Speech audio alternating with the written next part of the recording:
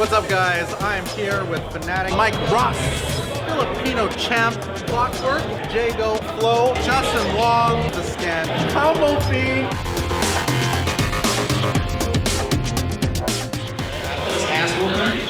3 months or 6 months, you can have your rematch. Actually, gave people 5-1 odds, but nobody was saying it. I think this match is a fucking intermission, but I don't think it's ever fought a thermometer in my level right now. You beat a famous person. Congratulations, motherfucker. Hold that.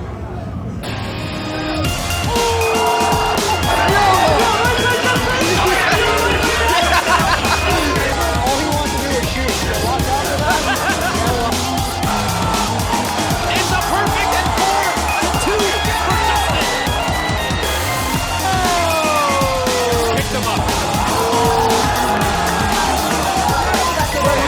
X-Factor Ouroboros, here we go. Don't count the wall out yet. Oh, baby.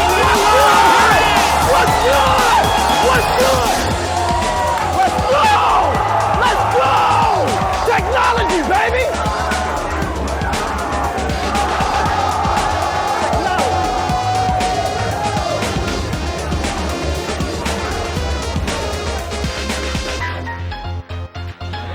Why you gotta be so mean? Are you guys entertained?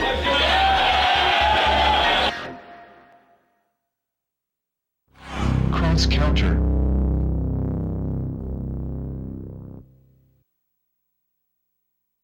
Welcome back, everybody, to Cross Counter Live. We got Keits and Skisonic still on Skype with us. Thanks for sticking with us.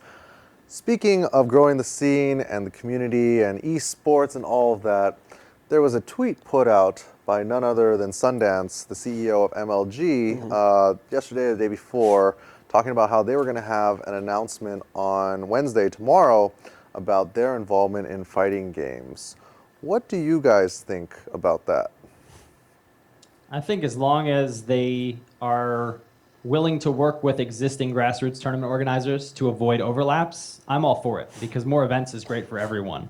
Overlaps, if they're too geographically similar, can be real problematic, especially for guys who are really going all in out of pocket. Guys like Shin Blanca and myself and Jabali, you know, we're putting a ton of money out of pocket to run these events. And our hope is that it comes back in venue fees and sponsorships Right. in an amount that covers our costs and gives us enough to put on next year's event. If a MLG event appears next door to my event that has cash payouts that I can't afford to make, that could be a real problem. I could lose, you know, my entire life savings, and you know, there won't be another event, and that's not desirable for anyone. So I'm all for it, again, as long as they're willing to work with people and try to find dates that are agreeable. Dates and locations. Yeah, I would definitely agree with that. One of my arguments is that, and I might get killed and assassinated for saying this, so, but I'm gonna let it rock. Fuck it. Yeah, you know, do it live. You know, no, I just wanted to say that, you know, with MLG coming aboard to the fighting game community, I feel that it's not necessarily a necessary step. Meaning, you know, if they're doing like exactly what you were talking about, Keits, where, you know, if they're just opening up shop next to all the tournaments that have been going on, putting out bigger prizes and stuff like that, yeah, no, it's not that. That's not what we need. That's not what we need. Yeah, exactly. And my personal prediction is I don't think they're just going to come in here offering these humongous payouts because they're starting with something new. You know, they know what the StarCraft community brings. They can handle those kind of payouts. But if they want to partner up with the fighting game community, I think all they need to do is work with people like Keits. You know, work with the Jabalis, work with the people, work with the Larrys, you know, the Shin Blancas, and partner up in that sense, not necessarily this take over kind of thing, you know? As long as they work with us, we're good. I think everything will work out better like that. What about you, Ski? What do you think? I think the collisions on the dates of other tournaments is definitely the biggest issue. And I know that there were people working in the MLG offices that were working, you know, to prevent that. but those people may not be there anymore. Yeah. Those people aren't necessarily there anymore. So, I mean, that's one thing. And we've already seen a quarter or a third of MLG's dates, and there are definitely some collisions. So it's just going to be what it is. I think that MLG, particularly as a company, is so big, and they plan so far ahead that these kinds of things are going to happen to an extent. I mean, it's unfortunate. I don't expect that they will end up with Capcom games still, and I think that might prove helpful for us in the long run. I mean, I definitely would expect it to be Soul Calibur. So it's really going to be interesting to see how that turns out. Because if they're throwing money at Soul Calibur players, then that's where the players are going to go, and a few events here and there, they might suffer a little bit, and I think that's really unfortunate. But that's just one organization. There's the IPL and theoretically NASL and a few other organizations that have expressed interest in bringing on fighting games, not just Capcom fighting games, but we've gotten to that point now. We got celebrities like you guys. They want a piece of that. They want some of the hype. The three big games now are MOBA, RTS, and fighting. And we've been playing games in dingy little arcades since forever, and we have this really special tie to it. I met you guys when there was no stream. There weren't these thousands of people watching. Yo, Ski, we were at Potter's house, if you remember that. Where was that? We were at Potter's house, pretty much when we met. Man. That was a long time ago. Evo at Cal Poly. CHGL, man, and we had the sickest 8-man tournament that there ever was. Exactly. We could have streamed that and got 1,000 views. We probably would have got 78 views if we streamed that, and that would have been off the charts back then.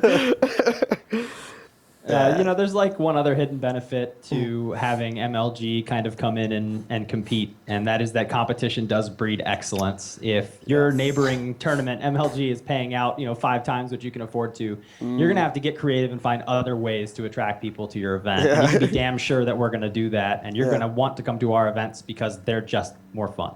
Exactly. I really like that attitude because, everybody wants to talk about date stomping, which is an issue.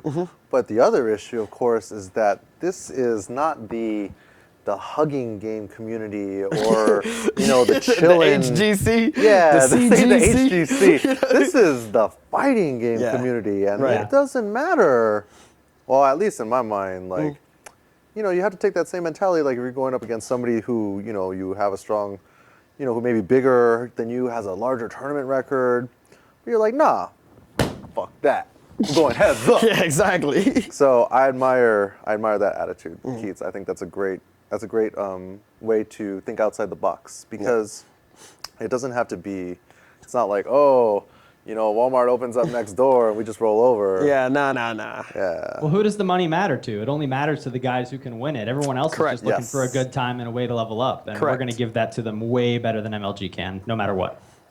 Yeah, I would agree with that. I mean, the whole MLG thing realistically only affects the top 5%, which equates to what, a dozen people? Right. A dozen people in the country, right? But everybody else, like you said, is just out there trying to have a good time. So I don't know. We'll see how it goes. Personally, I think that there will be some date overlaps, but I do believe that MLG is totally genuine when they're saying that they don't want to come in here and mess everything up. Because if they messed everything up, then they're in trouble too. Yes. Yeah. So I'm not too worried about that. But I do have my money is on KOF 13 actually for the game that they're gonna for one of the I don't know maybe who knows what game it'll be or if it'll be multiple games. But I would be shocked. I'd be floored if it was a Capcom game, and I would be not surprised if it was Soul Calibur 5. Yeah.